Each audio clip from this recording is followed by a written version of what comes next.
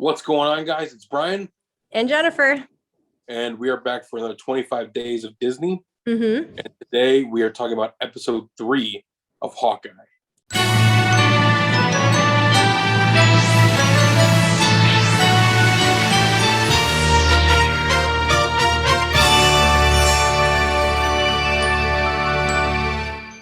Yes, let's do this. So, last time that we talked about the Hawkeye episode, I said they were very underwhelming for me and they weren't very fun. This episode was very fun to watch. I'm so happy you said this. I'm like, if Brian craps on this, even with the chase scene and the arrows and the KB toys, something is wrong with him. Yeah. No, this was what I was expecting from the first two episodes. I get that you have to do a lot of exposition in the first episode. The second episode, the only thing that was fun in the second episode for me, at least, was the LARPing. This one, honestly, I was surprised by how fast it ended for me because I was having so much fun watching it. But like you said, there's a lot of action. There's a lot of funny stuff in it.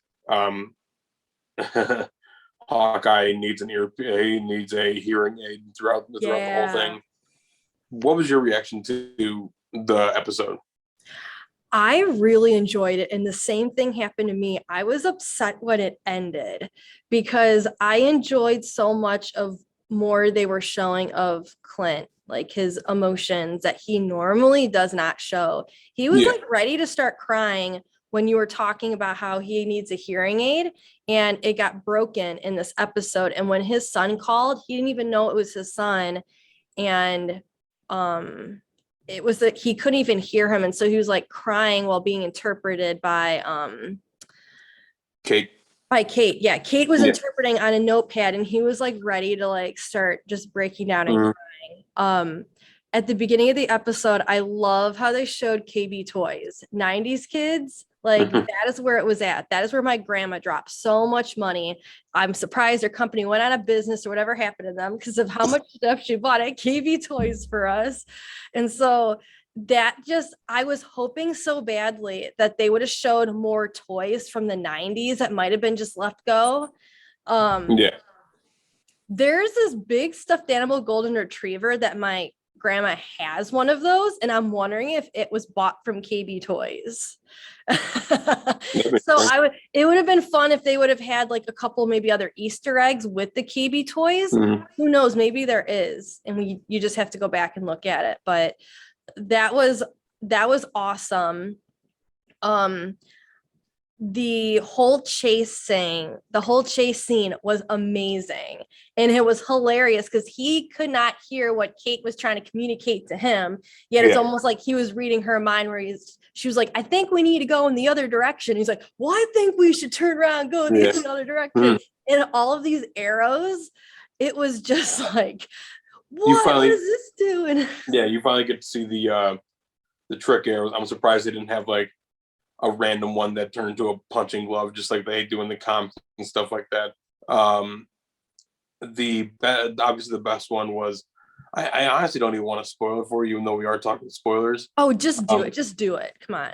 It's a regular arrow that gets turned into giant arrow because it's a PIM particle. Yes.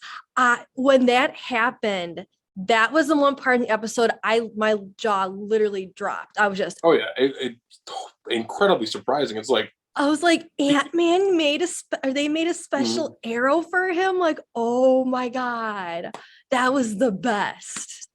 And like you never saw it coming, and really never saw it coming. And Clint, yes. So I've never been a fan of Hawkeye. I mean, I never disliked him. I never liked him. He was just there. Because his comic iteration, except for his solo comics, his cartoon iterations, never really caught my eye. Now they're letting Jeremy Renner act, and they're letting him be an actual character instead of just being, like you got to see a little bit of it at Endgame, in the first Avengers and in Thor. All you saw was Secret Agent Man. In this, you're actually seeing him family man. You're seeing him care about these people. You're seeing him try to help this one person that he truly got her in trouble because she wore the Ronin suit, which is Kate Bishop. So he's trying to help her. We also got introduced to Echo. And we are finally being more introduced, I guess. We're being more introduced, I guess, into the swordsman, which is I think his name's Jack. In the whoever Kate Bishop's mom is dating. Oh yeah, the one she's engaged to. Yeah, so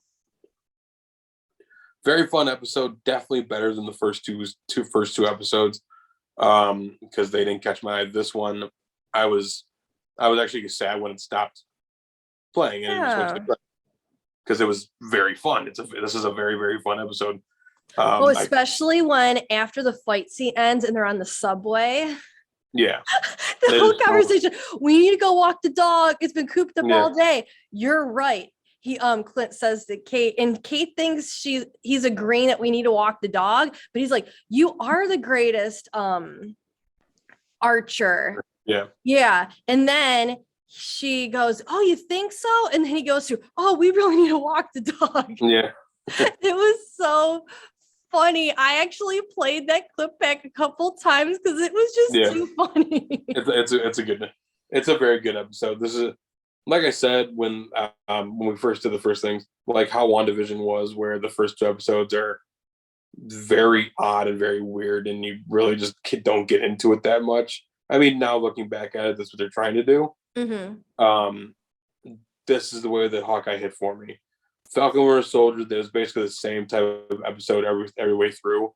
They just got a little bit better as they went on. Loki was the same thing too.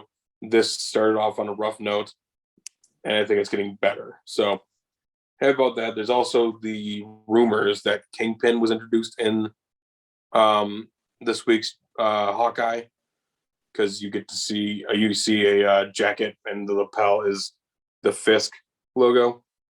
So. That there's a lot of things going on right now. And who are you talking about? Wilson Fisk, the Kingpin. He's a gangster in the Marvel universe, big time gangster. Oh, okay. He was played by Vincent D'Onofrio in the Daredevil series back in Netflix. So okay. Now, when she made the comment to him, are you not saying who Ronin is because you're protecting them?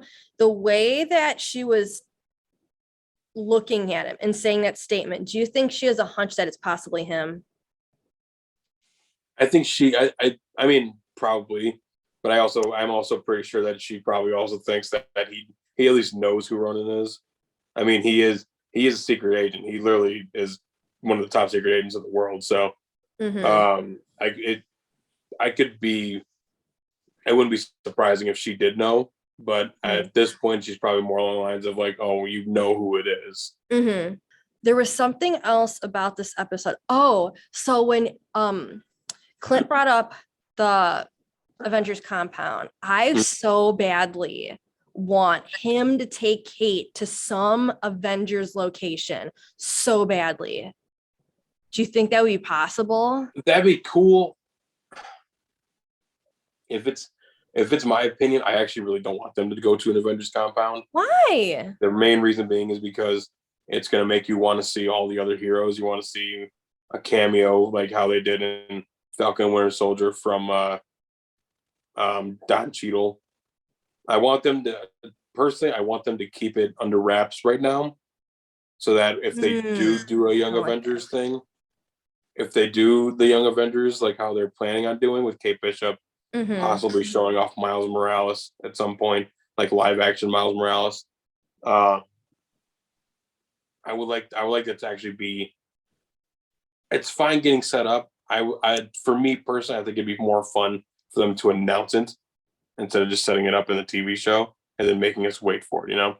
But like not even like going into like an empty stock room that has like Easter eggs with like files with names on it, like not even doing that, saying it's an Avenger compound or a secret location. No, to me, I don't really want to see it, but I mean, I won't be against it, obviously. Yeah. Any sort of Easter egg is fine. Now there was something that someone who I follow on TikTok brought up. They think, in their opinion, that Clint Barton's character arch is better than what Sam's is. Because Sam, like they said, I forget the way he worded it, but it's the fact that a lot of it has to deal with that he doesn't view himself as a role model, and he doesn't think he's very worthy. And yes, he's been a spy and like under the wraps and stuff, but there's more to him of him developing into the character that he ought to be. I don't know what your take on it is. I don't know if I specifically agree with that it's a better character arc. I'd probably say Sam still is a better character arc because it's more him finding out that he is the hero that he needs to be with the Captain America shield, instead of just giving it up.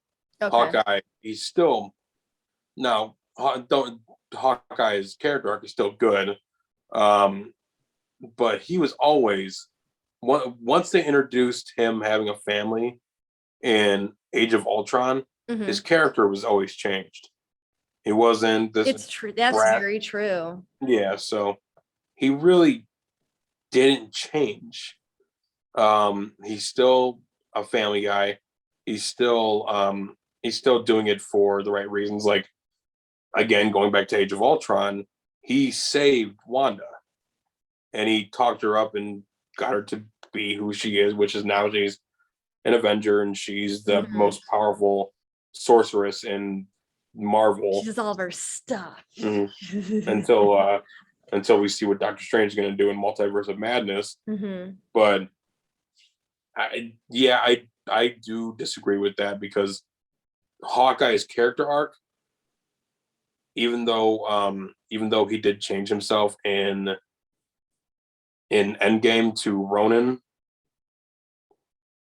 he still didn't change that much, because it wasn't like he was going out and just killing random people.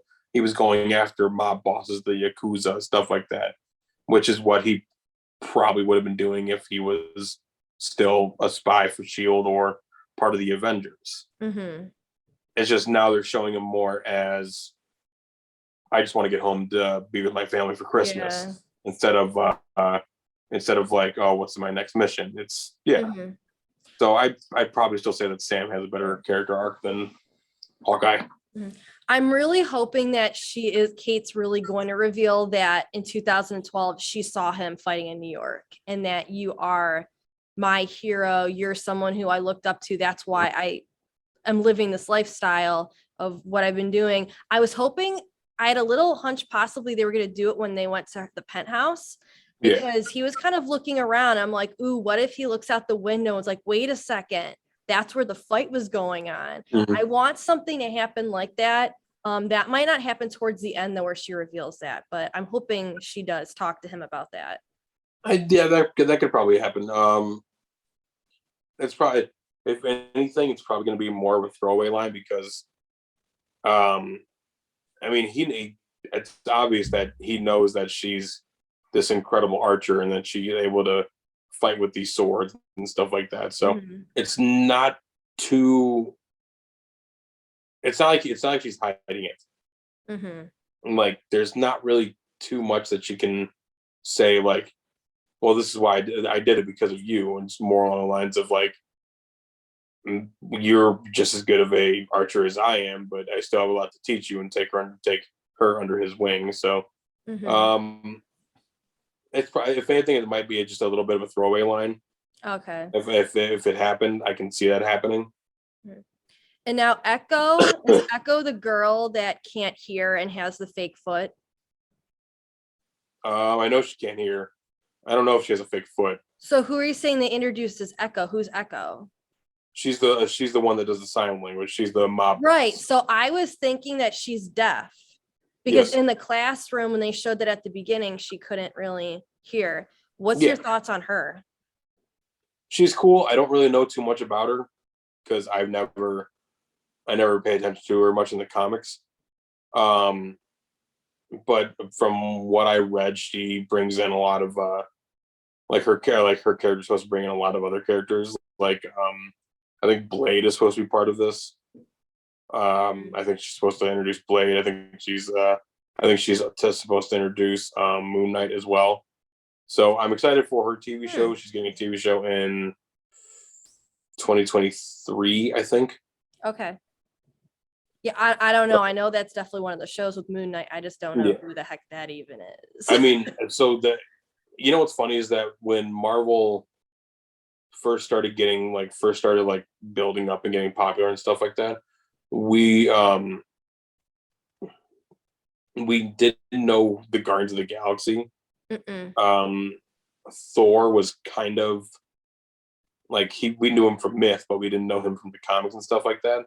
Now, and we always thought like, oh, with Guardians of the Galaxy, they're really scraping the bottom of the barrel for these characters now. No, there's a lot more into that barrel. Because I don't know who Echo is, never heard of her.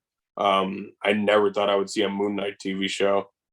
They're reviving Blade, which is dope. So it's cool seeing these characters being introduced in a new way, instead of it just being like, oh, here's a cartoon with all these people. It's a live action TV show with these actual characters that we know. They're not recast. They're not anybody else. They're these characters. So I'm excited for it. It should be interesting. I have nothing else to add. So make sure you tell us what you thought of episode 3. Like, comment, subscribe, and we'll be back tomorrow for another 25 Days of Disney. Bye, guys.